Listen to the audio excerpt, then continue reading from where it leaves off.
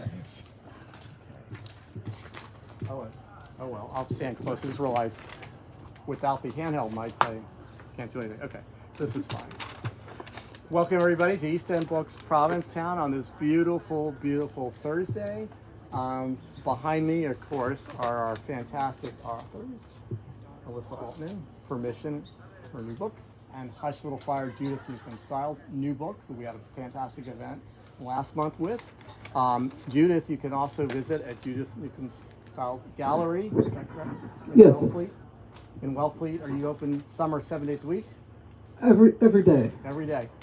So if you haven't seen her pottery, you need to go there. It's quite amazing, and if you read the book, you'll see why.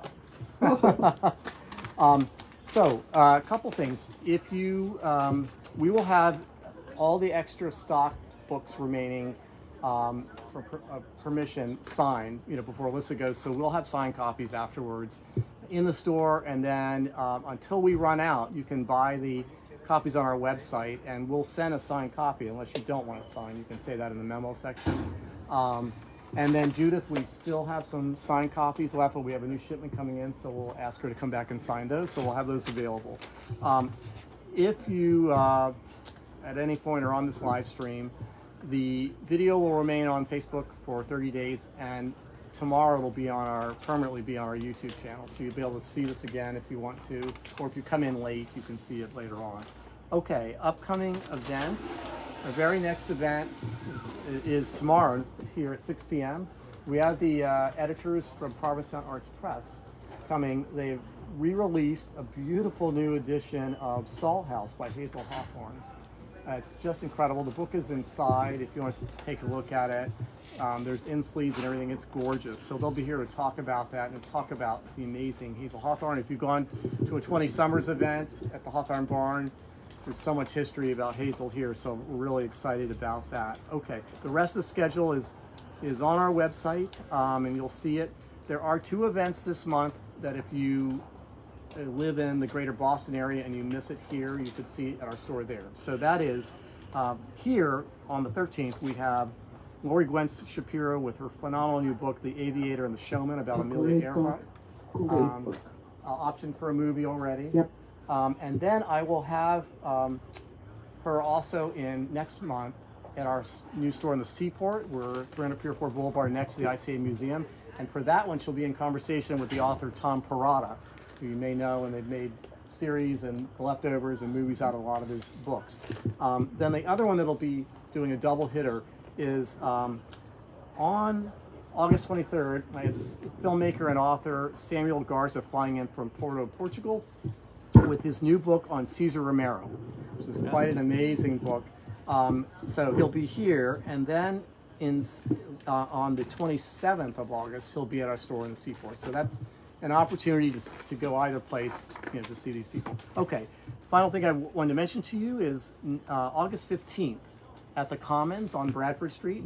I'm co-chairing an event with Neil Jacobs that will benefit the Theater Offensive, the Boston-based theater group. I'm chairing their capital campaign for their new theater building that's going to be built in the Fenway. And this is a theater company that's been around for quite a while. They do performances all across Boston, soon Provincetown on the 15th. And it's for everybody, but it's the theater company is presenting opportunities for Black and brown, queer and trans playwrights.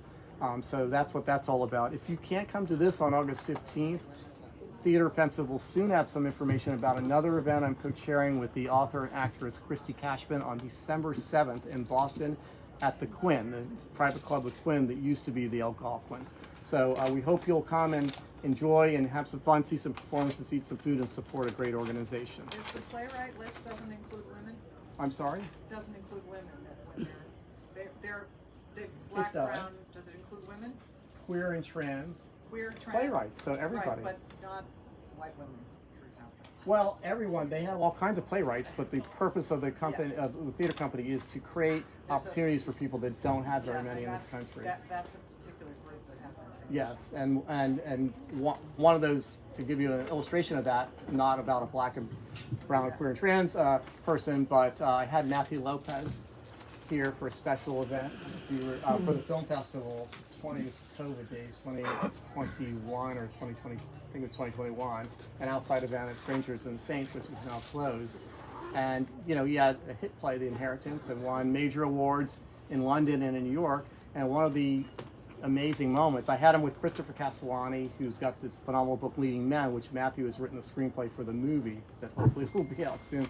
But Matthew talked about the fact, in answer to a question, somebody said, okay, now you've got a big success on your hands. Is it now easier to get plays made about Hispanic men and women or everything else? And he teared up. He said, no, I still have 12 plays I've not been able to get produced.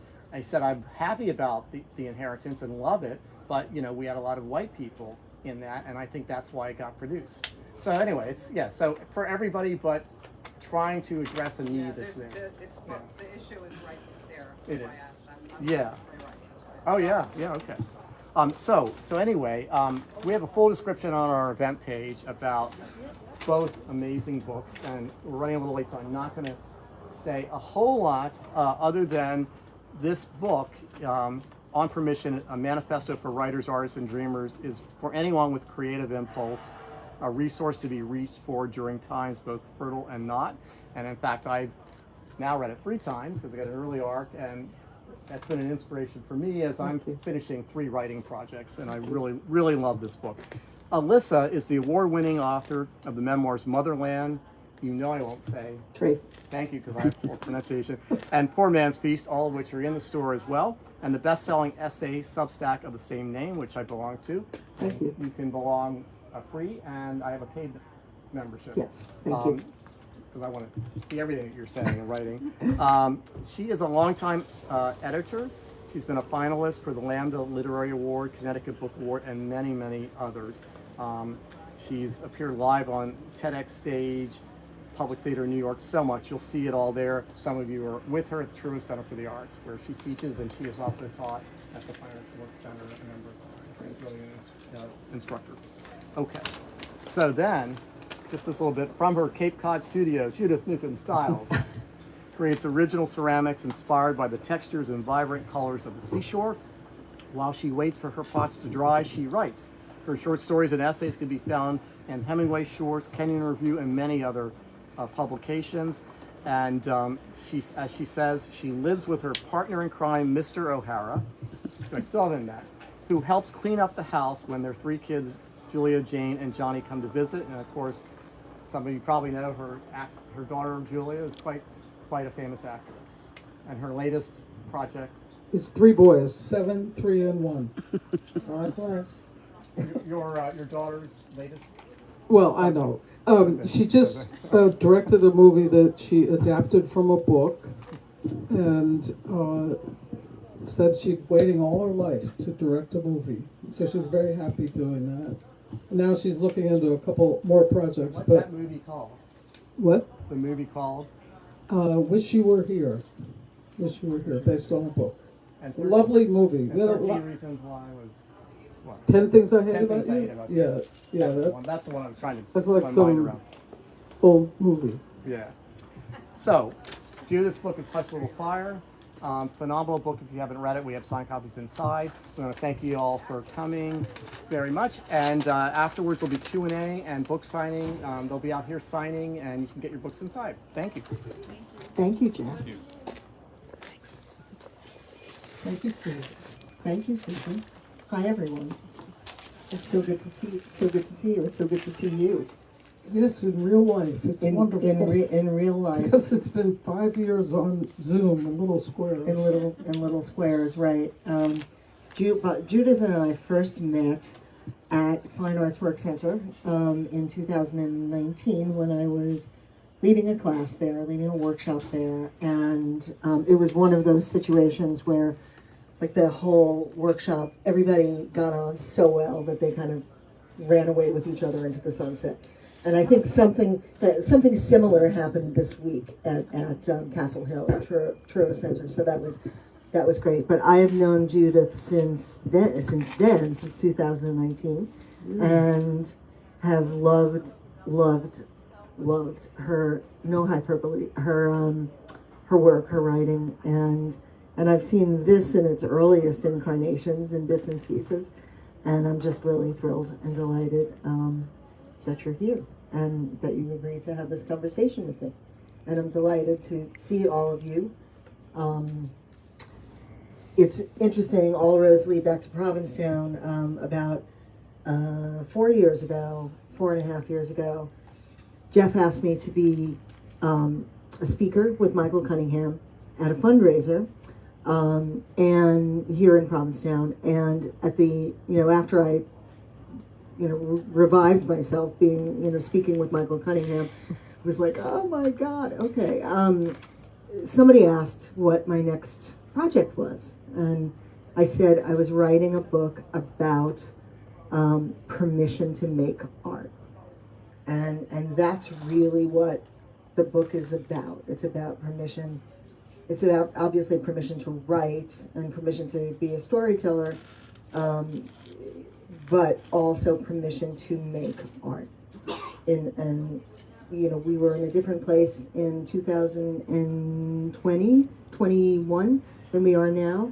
So there's nothing more important. I mean, there's a lot that's important, but there's nothing more important than for all of us art makers in whatever medium we create to not stop creating no matter what. So, and now I'll stop talking. Okay, well, I'm very happy to be here speaking with you in person. Basically, Elissa was the midwife of my book and read parts of it in workshops. If you ever get a chance, take a workshop with Elissa. She has this magical ability to bring out the best in all writers. I've seen it happen. Writers that I have worked with her for like 5 years, the writing, she just brings out the best. And the Substack is fabulous. It's like you're in this world that's falling apart and you read her Substack post and it's so different and so interesting, and then you think about it all day. I totally recommend the Substack post. And basically, I learned from Elissa how to give myself permission to say the important things I wanted to say. And that didn't come easily, but I think the thing that rings most with me is her advice to just write it and take a look at it later, in terms of if you're worried you're going to piss off your relatives or things like that. What you want to, names you might want to change, what do you want to leave in, leave out. I eventually have like 40 plus relatives in the 10-mile radius of Wellfleet, so I took the route of fiction and fictionalized true stories. Because they have no idea who they are. Yeah. Because, my brother and sister-in-law are here, like they would be the fact checkers. I just didn't want to fact check my life. But Elissa gave me permission to give myself permission to write the truth in whatever form worked for me. And that was such a gift. Thank you. I'm glad that worked. And your work is, this is not the Mutual Admiration Society, but so wonderful and so evocative and authentic in every way. So read her book. I would like to read to everybody what I post over my desk when I'm working. And I have to always snatch time to write. It's never comes easy for me. So I like to read this before, or quote from Elissa before I get started. Who am I to tell my story? How do writers write the story they are most compelled to tell when they have been shamed into staying silent? How do we grant ourselves permission to write it when we have been told by family, by culture, by history, that it is not ours to tell? So it's like right there. So in light of this quote, if you read the book, Permission, you'll discover that Elissa's family had a kind of a bad reaction to some of the things she put in the book, not out of cruelty or anything, but just out of exploration, trying to find out why this happened, what does it mean. It was a family secret, and some of the people got very upset, and I'm personally very glad she wrote this, because I know many families who have this same secret, and it's a woman's secret, a woman with children who is also an artist or a creative person, and the push and pull of being an artist and having to give everything over to your children. I'm pointing at you, Erin.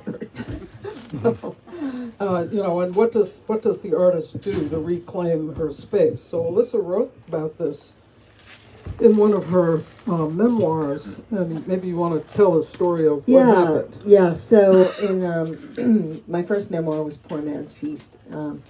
I thought it was just a straightforward, linear love story of being a New Yorker who falls in love with someone from rural Connecticut, and over the course of a year makes the decision to leave her Midtown Manhattan apartment and everything she knows. I'm a native New Yorker, and move to a town of 3,500 people.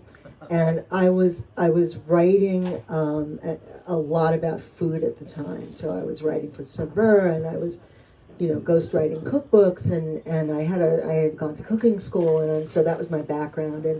And in the book, which is largely about sustenance and nurturing and the things that we do to sustain ourselves, not always food. It doesn't always have to be food. It can be music, it can be gardening, it can be anything like that.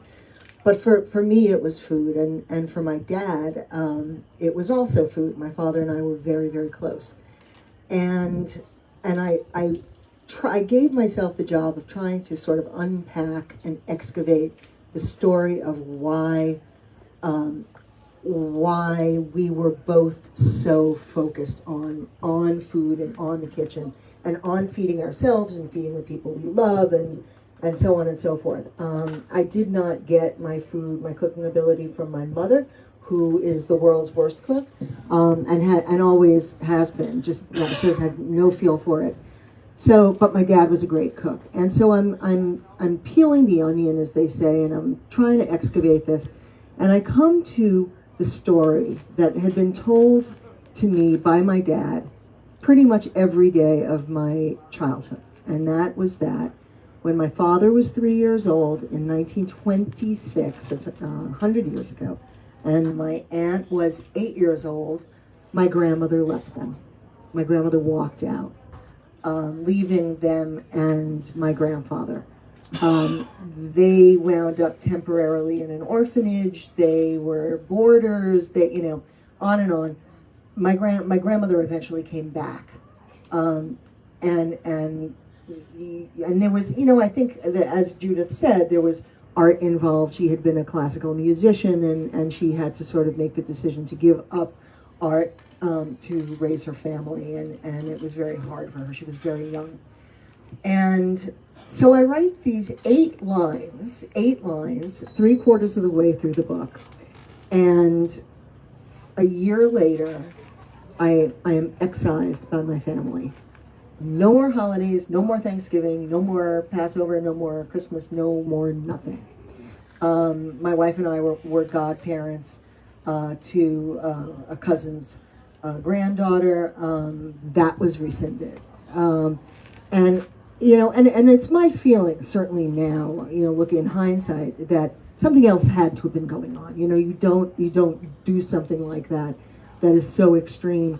But what I didn't know was that in my family, it had been talked about. My father talked about it all the time. He talked about it when we walked the dog, when we were in the kitchen, when I was waiting for the school bus. And for me, it resulted in a really serious abandonment complex, because I thought, well, my parents can go out to the movies on any Saturday night and not come home, because parents do that now. I know this because this happened. What I didn't know was that as much as my father made it a part of my life and my story, my aunt hid it from her grown children. So when the book came out in 2013, my first cousins, were in their 60s, and they had no idea that grandma had left their mother, and that their mother had been briefly in an orphanage, and so on and so forth. So it brings up questions of shame and story ownership and fear. And I didn't write anything for 3 years after that happened. I mean, I was in a state of shock. I couldn't create anything. I couldn't write. I'm also a musician. I couldn't play music. I couldn't do any of those things. And then finally in 2016, I don't know what compelled me, but I sat down and I wrote an essay about permission and who owns the right to make art. And I thought, well, I'm just going to send it off to Krista Tippett. To her, she had a blog that was connected to On Being, and she had different writers writing for it. And so I sent it off to her, and I thought, nah, they're never going to publish it. And it's fine, because I don't want them to see it. I don't want the family to see it. I don't want to, but I sent it off anyway, right? And we were at a wedding, and my phone went off. Ding! Congratulations! We're publishing this essay. And that breathed life into the story of the story behind permission. And this book came out of that essay that was written in 2016. So that brings me to what for me is a difficult question to ask you.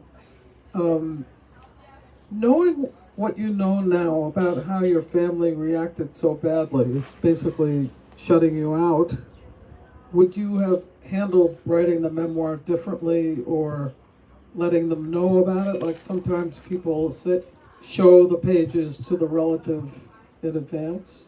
Like any of you who are writing, I'm sure you have this issue. How would you have handled it differently? Yeah, so that's a great question, and I'm actually asked that question a lot. And if I had known it was a secret, which I didn't know, and that also brings up the question: when is a secret a secret? You know, when do you know that it's a secret? I would have sat my cousins down and said, look, I'm writing this thing. I need to tell this story. This is what happened. And the story has great meaning for me. It was part of my life on a daily basis. I suspect that they would have had the same response because they're very, they're very mired in perfectionism, being the perfect family, being sort of this facade of perfection. And that definitely would have thrown a big brick through the window of perfection. You know, grandma's perfect, the aunts are perfect, everybody's perfect. So if I had to do it differently, that's what I would have done. I likely still would have written the book if they said, don't write the book. Because it's my story. It's my story. I was touched and formed and shaped directly by that story. Judith mentioned something about, authors sometimes will show early galley pages to family or to anybody who might be in the book, which I don't do, nor have I ever done and never will do.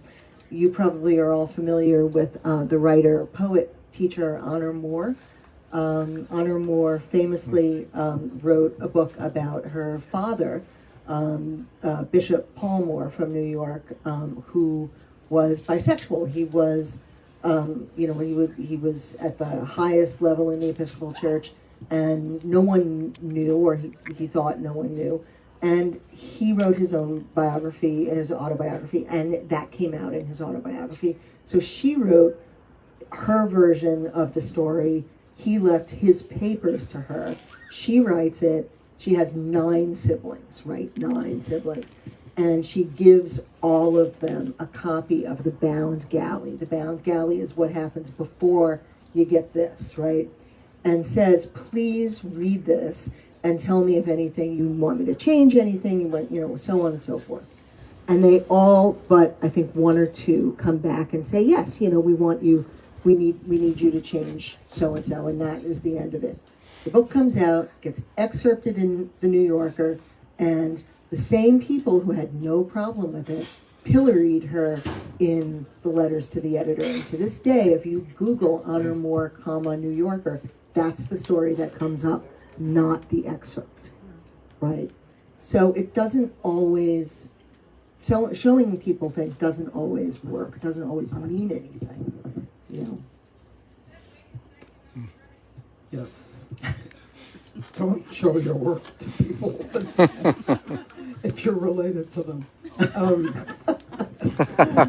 And don't think about it at all while you're writing. That was the advice Elissa gave to me.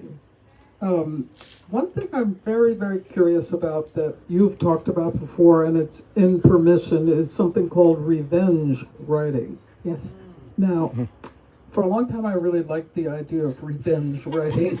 So I put this character in my book that was like my ex-husband.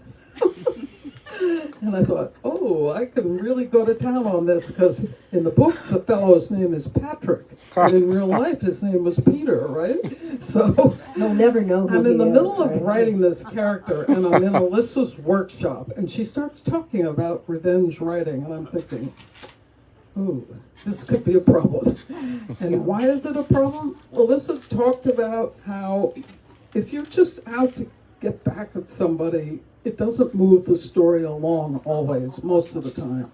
So I'm hoping you can talk more about revenge writing, because I know Bo would be very interested in this. Yeah, so revenge writing, a very bad idea. That should be like a book. Revenge writing, a bad idea. Maybe that should be the next book. Maybe.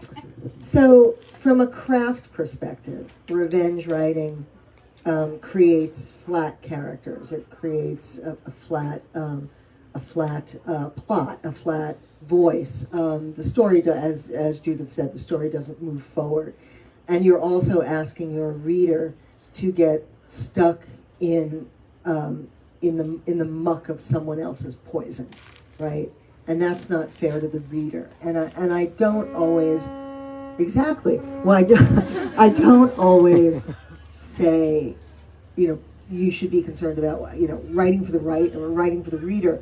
But in that case, you do have to think about the reader, and you do have to think about the reader's experience.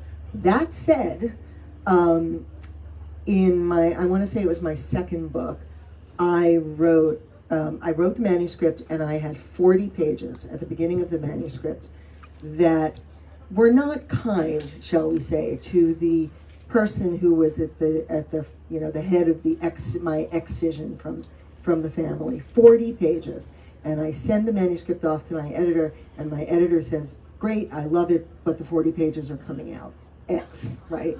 Why? Because they had nothing to do with the story. They had nothing. Venting your spleen has nothing to do with the story. The story doesn't move forward. The story doesn't have any momentum.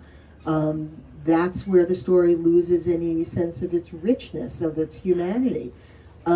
And she was right. I mean, I kicked and screamed about it and said, "But it's so good," and it was like, no, it's not, and I learned really, quickly that it's not fair to the story. It's not fair to the reader for me to work out my aggravation and my issues at their behest. If you wouldn't mind, I'd like if you read something from your book. Would Yeah. you do that? Yeah, thank you. So I'm just going to read a little bit from the beginning, which is called "There Was a Secret." I did not know that it was a secret, and this not knowing changed my world, tilted it on its axis, spun it like a top. It broke my life and broke my health, and it broke my spirit. It threatened my marriage. I began to stutter the way I had as a child. It altered my creative course, took my humor, rendered me silent for almost a decade. It left me sleepless and afraid. It inflated my ego and then burnt it to ash. It unraveled my understanding of love and tribe and the meaning of grace. Toward the end, when I could no longer do the things that breathe air and light into my days, I couldn't write or work. I couldn't play guitar. I couldn't feed or support the woman I love. I couldn't care for my health or my spirit, and I came close enough to the edge to peer over it The non-secret secret saved me. Definition: a non-secret secret. A story that everyone knows and everyone hides. A story that everyone knows and pretends never happened. A story that everyone knows and then forgets with the passage of time. A story that some people know and some people don't. A story encased in shame like a chrysalis. A story that defines and traumatizes generations past and generations to come, guts them, and requires utter allegiance to someone else's truth. What happens when half a family is devastated by a tragic story and the other half buries it? Like my father, I carried the non-secret secret with me viscerally. It was the basis for every decision that my father made throughout the course of his life, and in the end, it was the story that changed everything I, too, thought about memory, shame, truth, permission, risk, writing, teaching, and making art. Early on, writes Jane Ann Phillips in her essay Outlaw Heart, writers were awarded possession of a set of truths enlisted to protect someone's version, yet we lived in the context of those stories and we understood the truth to shift. And from the earliest days when I imagined that I might become a writer, this was the story that I knew I had to unravel, unpack, attempt to fathom. This was the story that I had to understand in order to keep sorrow from being meaningless. And I'll stop there. Is that okay? It's great. Okay, thank you. And the non-secret secret, it's wonderful that you wrote about it, even if your family got really upset, because that non-secret secret, I could count on one hand 5 different situations where a woman artist walked out on her family right up the block from us, Josh.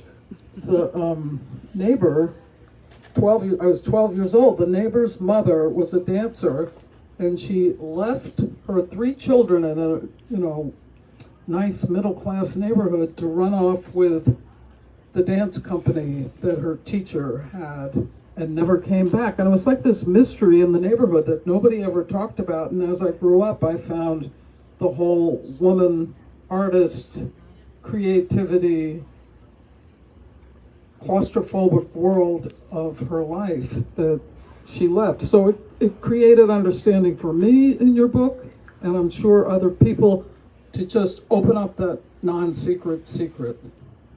And glad you did it. When you think about, Doris Lessing famously had 3 children and was living in what was then Rhodesia, and made the decision to leave 2 of her children behind and move to England, where she thought that her writing career, she would be more successful. The issue there was that she did take one of her children with her. So then it becomes like a choice issue, who got left behind. And so that, required a lot of unpacking. But again, pilloried for being a woman making a decision about her art. And one of the things that I learned when I wrote this is that after all the years and after all of the excision and all of the aftermath, which was terrible, nobody ever asked why she left. Nobody ever asked that. Was it because of art? Was it because she was living with spousal abuse? Was it because she had fallen in love with someone else?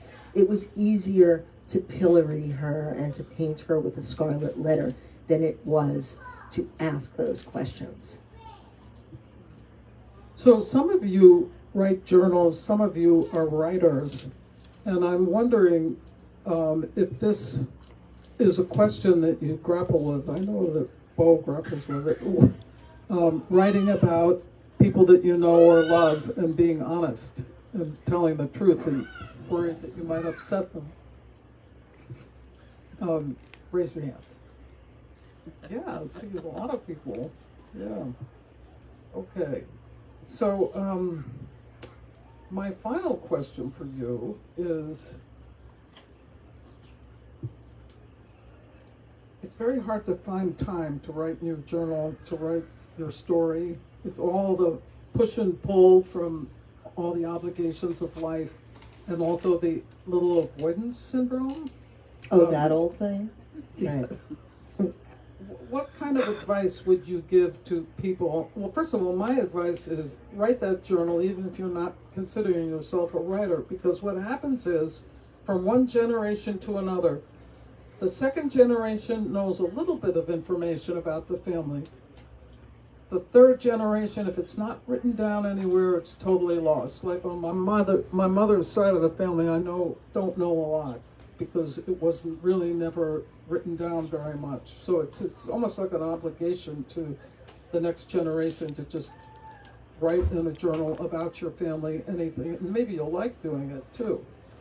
So my question is, Elissa, what kind of tips do you have for people to find the time, to carve out the time to write whatever you want to write? This is like a physician heal thyself answer, because I often don't. But I think more than anything else, you have to think of art making as precious time. You have to think about it as food for your spirit, for your creative self. I'm not going to say chicken soup for the creative soul, because that's already been said. But and it sounds canned, and it sounds like eye rolling. Think of it as precious.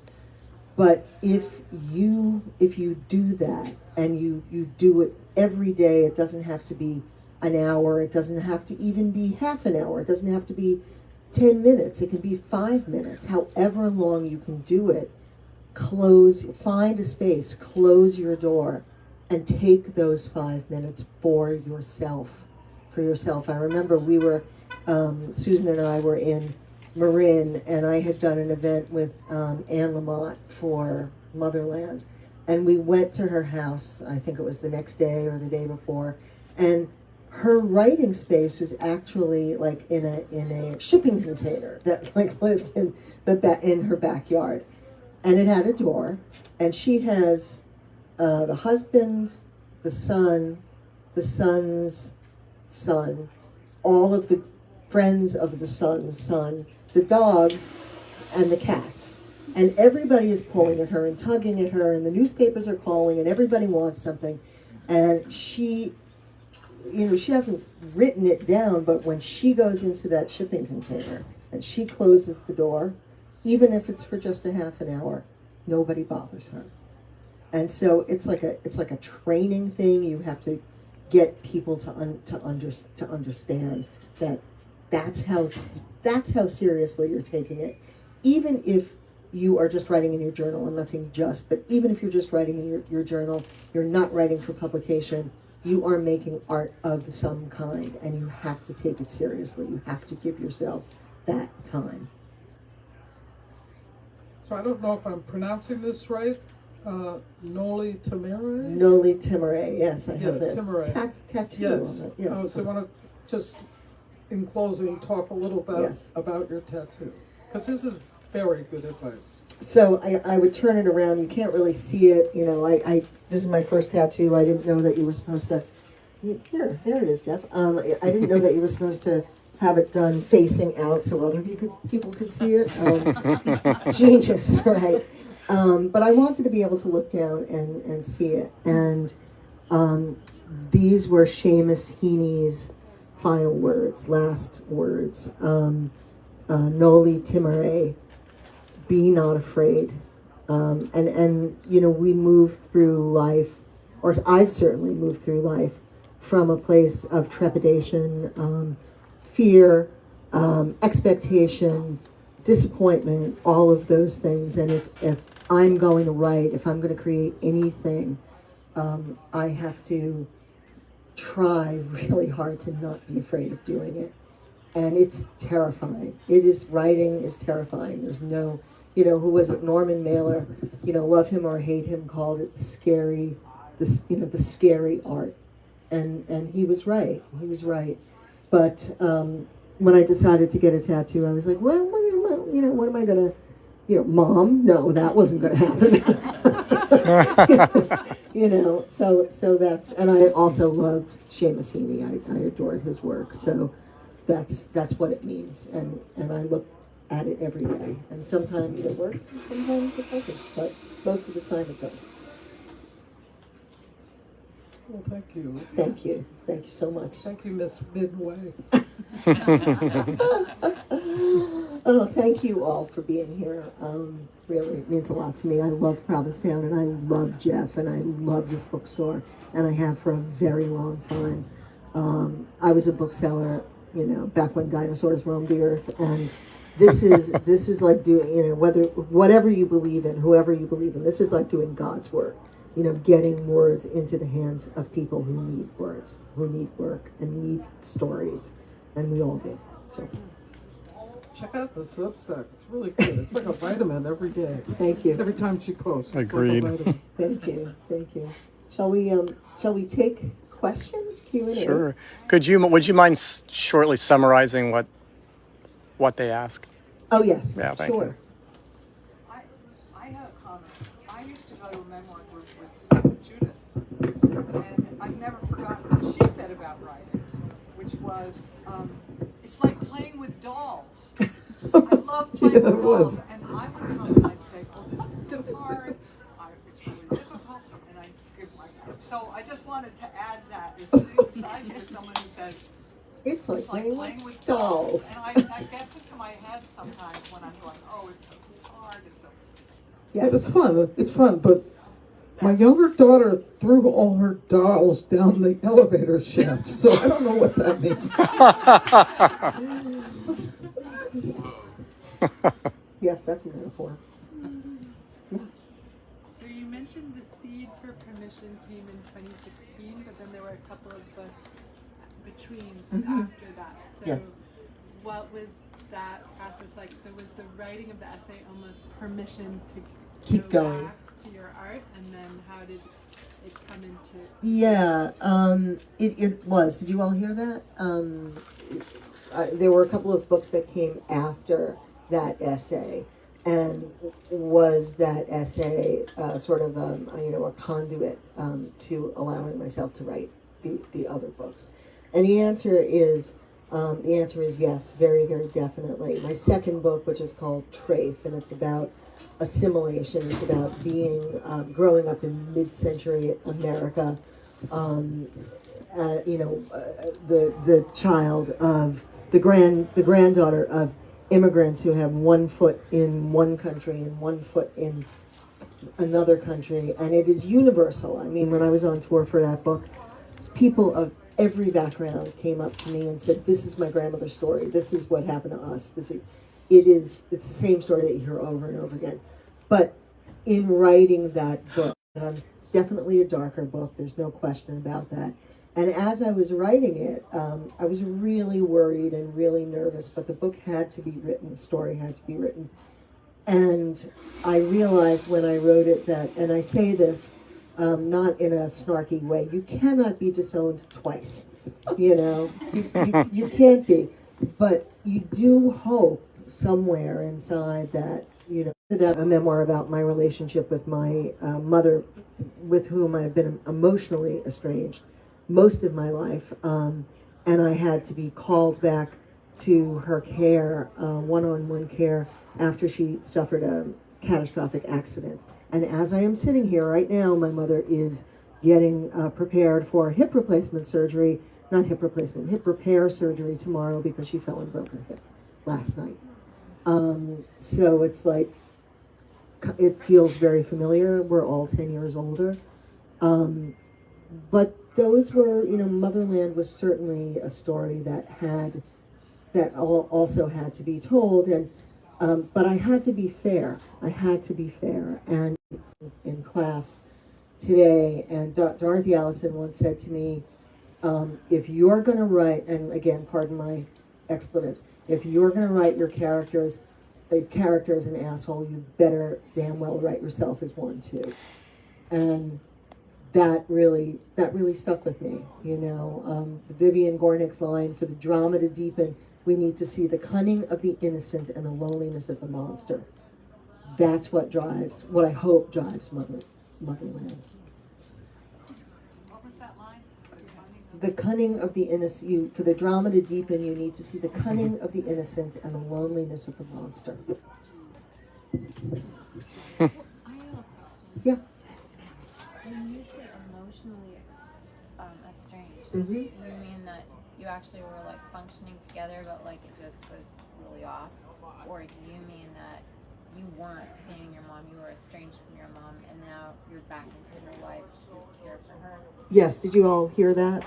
Okay, so the question was, when I said emotionally estranged, did I mean still in each other's orbit or actually physically estranged?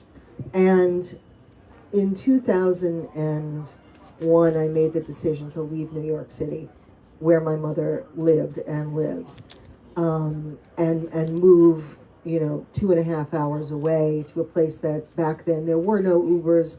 A yellow cab was never going to take her to Harwin's in Connecticut. It was just not going to happen.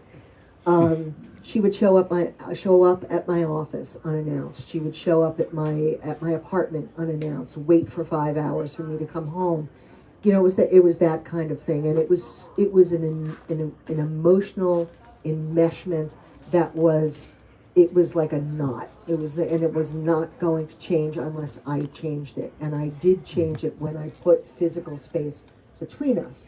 That does not mean she did not call me 14 times a day. She did, but I was able to create a boundary, and not react to absolutely everything. And my mother and I have fought furiously. Susan knows this, as a witness, poor witness.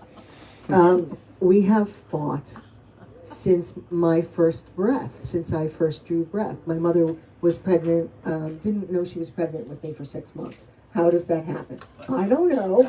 A little bit of denial, but and that sort of sets the stage for everything else. That said, I did feel a moral obligation to care for her when she needed me to care for her, and I still do, and that's very confusing, and it remains confusing, and it's going to be confusing when we drive home tomorrow again to rip through this again, right? Yeah. Anyone else? Yes. Question. I don't know if changing names in storytelling helps at all. I know I have found that essential just in writers group. Too afraid to share the actual name. This fear of, will she find out? So, Right. But in your case, I don't know that it would have changed anything. What do you think? Did you all hear that? Okay, so changing names. She has, in writers groups, changed names so that whoever she's writing about doesn't find out. Now, a writers group is an enclosed creative space, and it's like what happens there stays there generally. And the fear of people finding out is so visceral that that even in an enclosed, safe, creative space, you still sweat and you still worry about it, and you still have nightmares about it. I certainly know that I did. And her question was, if I had changed the names in probably Poor Man's Feast, would that have made any difference? And she believes no, it wouldn't have. I don't think it would have, because I think that they're all recognizable. What was it that Anne Lamott said about, make their hair blonde and change their name and they'll never recognize themselves? I don't know how true that is. I don't. But the other thing you told us that Anne Lamott said about behaving badly. Yes. Yeah. Yeah. If people wanted you to write more kindly about them, you should have behaved better. They should have behaved better. and it's funny, and I do talk about that in this book, but it's funny, and it's yuck, and I adore her, and I really have tremendous respect for her, but I don't always agree. I don't always agree with that. I think it's very complicated, and it's very emotionally complex. I also think that if you are going to write anything, don't jump 40 steps ahead to probable publication, because you do not know whether or not the thing is going to be published or not. And if you self-censor so early in advance that you're not going to write it, whatever it is, it's what's the point? Why move forward at all? And stories evolve and change and grow, and stories become more transcendent as you write them. Nothing stays the same. And if you finish something, you may have something at the end that you couldn't have imagined at the beginning. And so that concern about what will they think, what are they going to do, may be moot. And if you choose not to write, you'll never know, right? You'll never know. Also depriving, hopefully, if it gets published, depriving other people of your truth, if it gets published. Right. I think in memoir, a lot of people change the name of the person, but it is not so much that act of changing the name of the person, it's the truth you're trying to get to, what you're saying that happened. What is the truth about it? And the person is almost ancillary. That's why you're writing about something that's difficult, that happened with someone, you change their name, but it's not so much about them, it's the truth of what happened that you need to tell, need to write. Can I ask you a question about your book? Yeah. At what point did you make the decision? Because when we first started working together, Judith was mostly writing memoir, an essay. When did that change for you? It was harder to get to the truth, to focus on the truth of what happened, or the truth of the essence of the idea, if I was having the real person in the situation. For example, writing about my ex-husband as Patrick instead of his real person, I became overly involved in, well, did he do that or didn't he do that? And I began to realize that, it's somebody I haven't seen for 40 years, so that wasn't the issue. Busting him was not the issue. But the issue was, what is the truth of the relationship that has so much of an impact on my life, on other women's lives? Because I know it applies to other women, and I just decided I don't want to hurt anybody's feelings, so I'm just going to fictionalize it and stick to the truth of the idea, of what happened. Plus, I didn't want to get excommunicated. And I have a lot of, your mother, I would have had 40 people do that to me. Yeah. Anyone else? Yeah, I haven't had pen to paper for very long, and I really appreciate that you brought up revenge writing, because what came up at that point for me was, the thought of entertaining resentment, and the way it was explained to me some time ago was resentment is setting yourself on fire, hoping the smoke is going to bother somebody else. Right. And the fact that revenge writing would give you flat characters and it's not really relevant. So I really appreciate that. There's been, for years, there's been a lot going through my head, and now, the thought of putting on paper is a little daunting. But I believe that to know who you are, you need to know where you're from. Yeah. And my parents never talked about much. My mother, I had to interrogate her to get anything out of her. Right. They were both first generation American. I did have a chance to go to St. John, New Brunswick. My father was Canadian, was American, but Canadian French descent. in doing some genealogical research at City Hall, I was talking to two people who turns out I'm distantly related to, and they said that the more research you do, you can actually start to put personalities to Oh, it sure, and yeah. find out what's been carried down into your family. Yeah. So I'm really intrigued about, fact checking and figuring out, how we got to here. Right, right, yeah, and there are,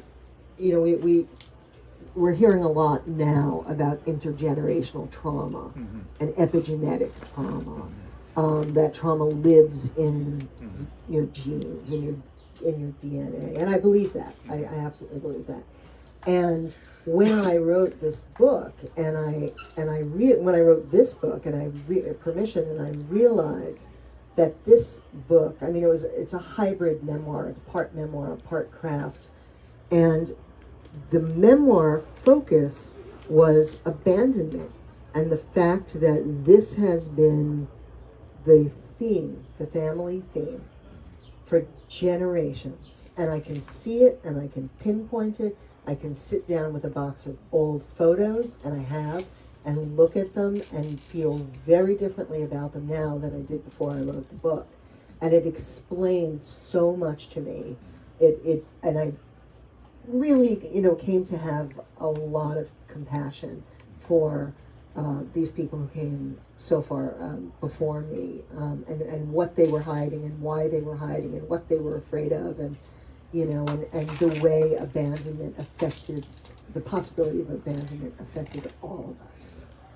Yeah. Well, there's another book that I've been plugging through that I purchased here a couple months ago, and it's The Body Keeps the Score. Oh yeah, The Body Keeps the Score. Yeah, that's a great book. Parts of it are like a med school textbook. Yes, right.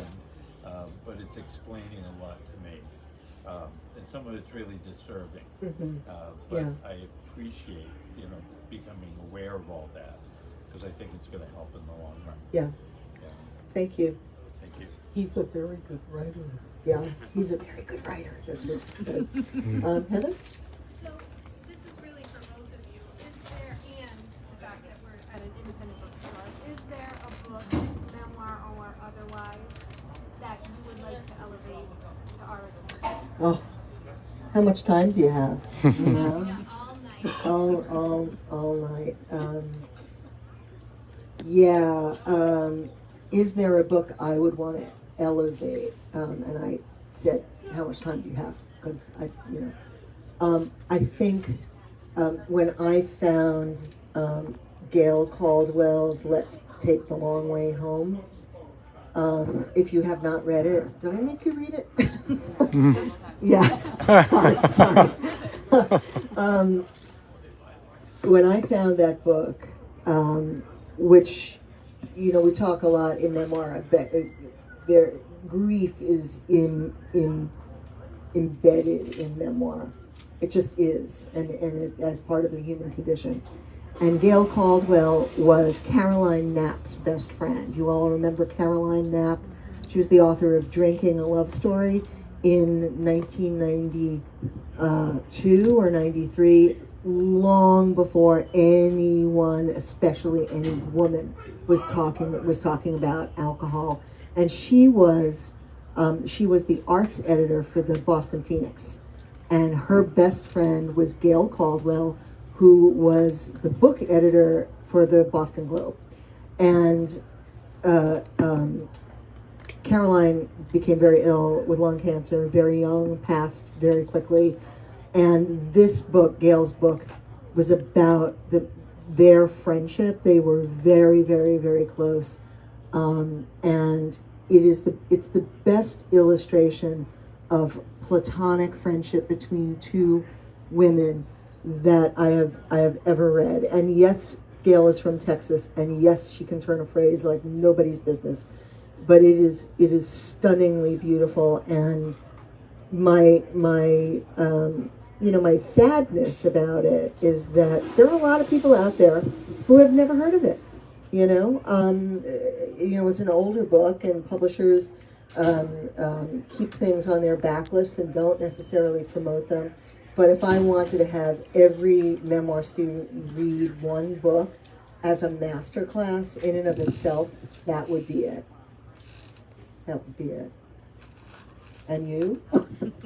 Well, I'm not sure if this is, I couldn't quite hear what you asked, but I think I got the gist of it. I would read Slaughterhouse-Five again. Wow. Kurt Vonnegut. You may have read it when you were younger. I just read it again a month ago.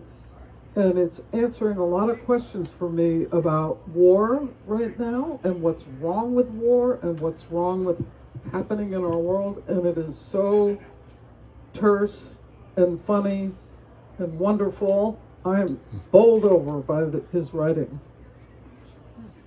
I loved it. I'm going to read it again. I haven't read that since high school. Yeah, it's just a totally different read. Yeah. I'm Now. from Indianapolis, and it's like the big claim to fame Yeah. of him. But it's like, yeah, he's amazing. It's amazing. What did you say the name of the book was? No, Oh, Let's the Take one the I Long- mentioned? Let's Take the Long Way Home. Anyone else? But I have an obscure one too. Oh, let's hear it. It's by Merced Rodoreda, and it's The Time of the Dove. And I think I must have read it maybe 20 years ago, and I really wanted to write after I read it. It was one of those sort of magical things that happens when you read a really good book. It's The Time of the Dove by a Catalonian author named Merced, M-E-R-C-E-D, Rodoreda. Short book, wonderful book. I'm going to add one more. I'm sorry. Because I can't help myself, and I'm sure that Jeff has it. Mark Doty's Heaven's Coast. Oh, yeah. So I, in the early 90s, for a decade, I worked at Harper Collins, and Mark was our author. And I knew his story. You know, he is, I think, still coming to Provincetown. I'm pretty sure. Yeah. And he had lost his beloved Wally to AIDS during that really terrible time here.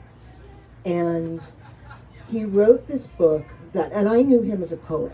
I knew him really purely as a poet. And that book changed so much for me in that I learned that memoir itself can be pure poetry.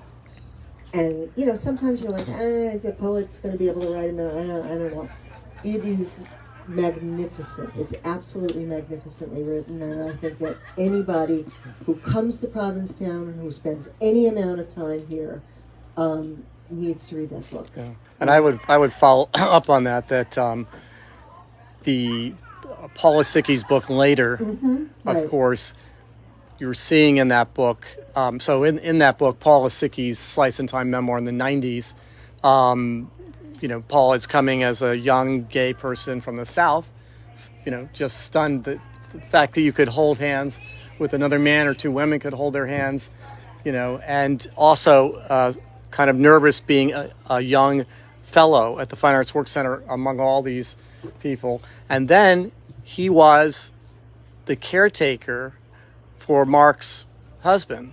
Right. Here, and of course, Paul later was in a relationship with Mark, and they had a house on Pearl Street, which for a number of years. So I think that book Later is quite amazing.